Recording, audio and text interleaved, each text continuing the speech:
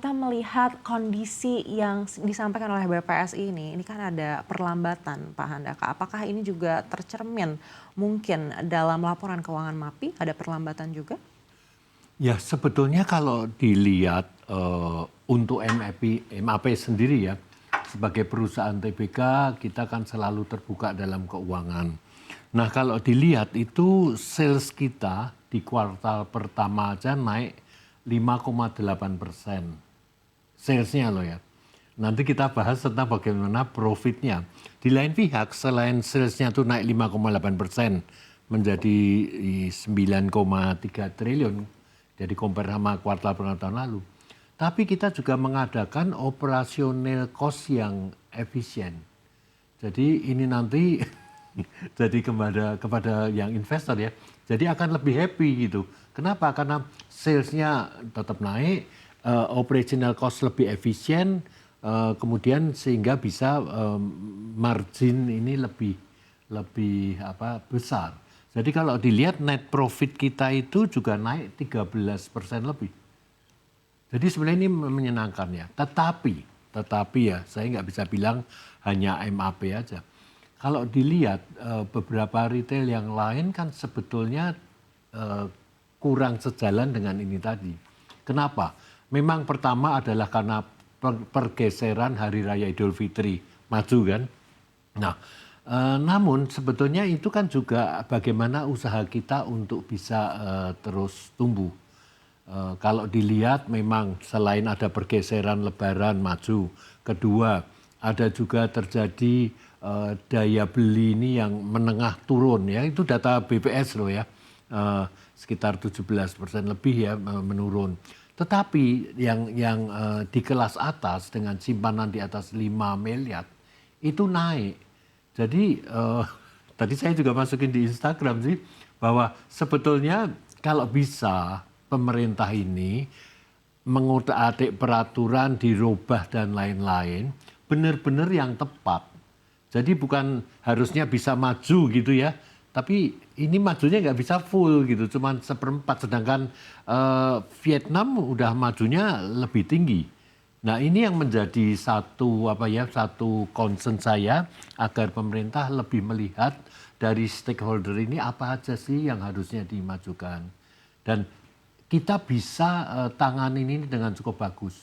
Sebetulnya kalau saya bilang agak sedikit tragis sih. Di tengah Bapak Presiden mencanangkan 8%, tentunya dalam 5 tahun ya, tapi kan harusnya ada tahapan naik.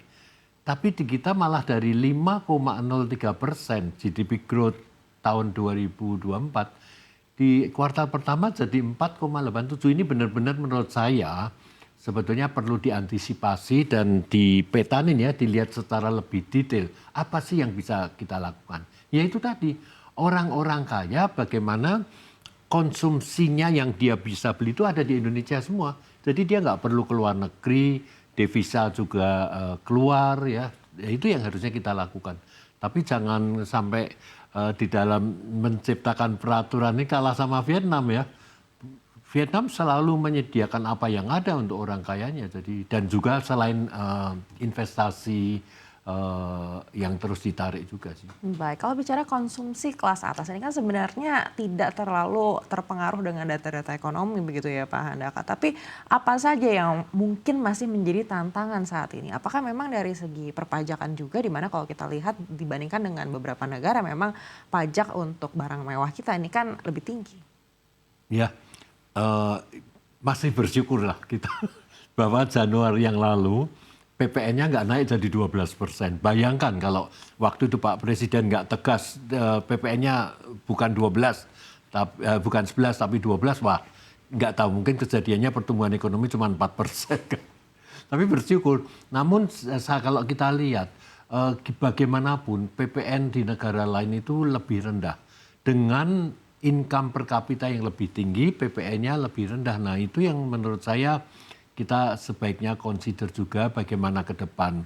Karena membawa pertumbuhan 5 tahun ini kan mesti pakai planning nggak ya, nggak saat ini aja. Tapi bagaimana sih langkah ke depannya.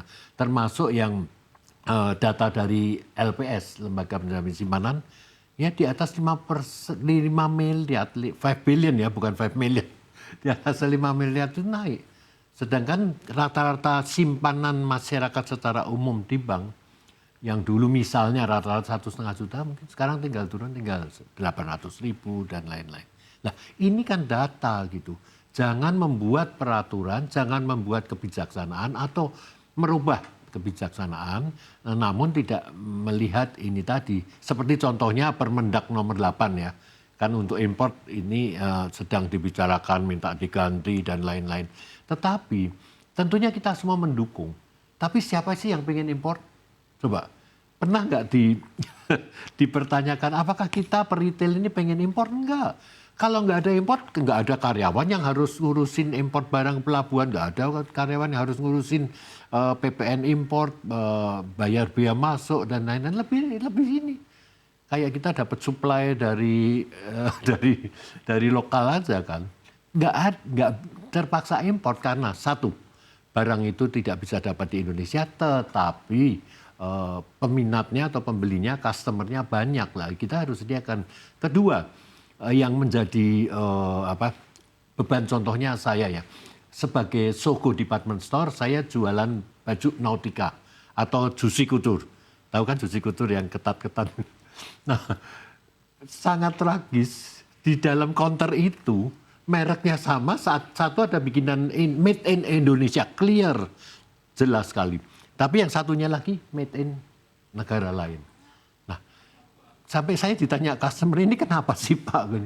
Nah saya bilang kalau di Indonesia nggak ada ya terpaksa kita import, modelnya kan macam-macam gitu. Nah kemampuan produksi di lokal harus dinaikkan. Jadi memang untuk bisa menaikkan retail itu banyak sekali yang harus dilakukan. Apalagi kalau bisa diproduksi di Indonesia, nggak perlu loh ngapalin dari Bangladesh, dari China atau dari Eropa ke Indonesia, kita bisa bikin sendiri semua. Baik, tapi artinya harus ada regulasi yang berbeda untuk menangani konsumsi kelas atas, terutama barang impor yang dikonsumsi kelas atas dengan barang impor yang mungkin digunakan untuk produksi, seperti itu menurut Bapak? Betul, betul. Kan terakhir ini diramaikan ya sejak Presiden Trump mengeluarkan tarif ini ya, kebijaksanaan tarif kan dimasalahkan tuh, bukan saya ya. Tapi dalam hal perundingan-perundingan Amerika juga menyebutkan Mangga 2 dan lain-lain. Buat saya kita sama-sama pengusaha nggak mau ngusik-ngusik. Tapi sampai luar negeri aja mengucapkan itu dan barangnya itu murah sekali gitu. Nah ada dua hal dalam hal mereka bisa menjual barang murah. Apakah memang harga dasarnya segitu, sedangkan pabrikan kita nggak bisa memproduksi seefisien itu. Ini kan harus dipelajarin. Bukan hanya, oh ini data gini, tapi data ini harus digunakan untuk kemajuan negara kita. Karena apa? Karena saya barusan juga survei ke negara lain, ke China juga. Di dalam negeri memang barangnya harganya segitu gitu. Jadi apakah dia dumping, apakah dia perlu di backup dengan dinaikkan harganya dengan tambahan biaya masuk dan lain-lain?